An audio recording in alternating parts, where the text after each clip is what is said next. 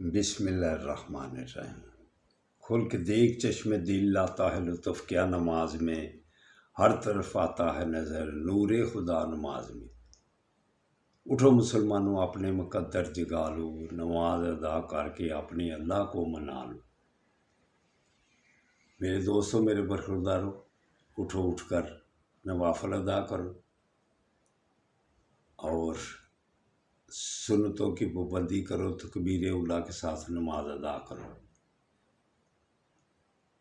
اللہ کی مہربانی سے پھر سکون سے زندگی گزر گئی، اور نماز کے بعد یا نوروں کا ورد کیا کرو، دل روشن ہو جائے گا۔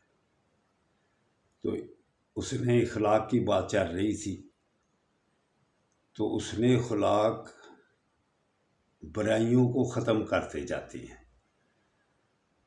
اس نے اخلاق، جس کا اخلاق اچھا ہو، وہ کوئی کسی وقت اس سے غلطی بھی ہو جائے تو اللہ معاف کرتا جاتا ہے۔ تو الحمدللہ آقا صلی اللہ علیہ وآلہ وسلم نے ارشاد فرمایا، اس نے اخلاق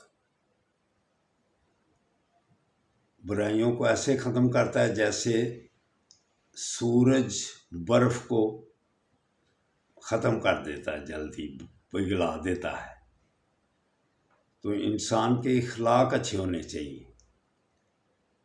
اخلاق اچھا ہو تو وہ کامیاب زندگی گزارے گا۔ ام حبیبہ رضی اللہ تعالیٰ عنہا پوچھتی ہیں، یا رسول اللہ، جس عورت کے دو خاوند ہو، ایک فوت ہو جائے پھر دوسری سے شادی کی جائے، تو جنت میں وہ کس خاوند کے ساتھ ہوگی؟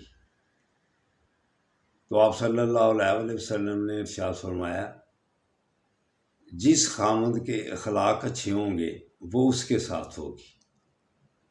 تو میرے دوستوں، میرے برخورداروں، اگر آپ نے بھی مطمئنہ زندگی گزارنی ہے تو اپنی زبان کو کنٹرول کر لو اور دوسروں کی برائیاں بیان کرنا چھوڑ دو، تنقید کرنا چھوڑ دو، حسد و کینے بغض سے دور رہو، پیار و محبت سے زندگی گزارو۔ زندگی گزارنے کا پھر مزہ آئے گا، تو پھر انشاءاللہ تعالیٰ صحت بھی ٹھیک رہے گی۔ جب آپ ہر وقت الجھنوں میں رہیں گے تو صحت تو خراب ہوگی، تکلیفیں، بیماریاں زیادہ ہوتی جائیں گی۔ تو اس لیے برخورداروں، میرے دوستوں، اپنے اخلاق اچھے کر لو۔ اللہ کی مہربانی سے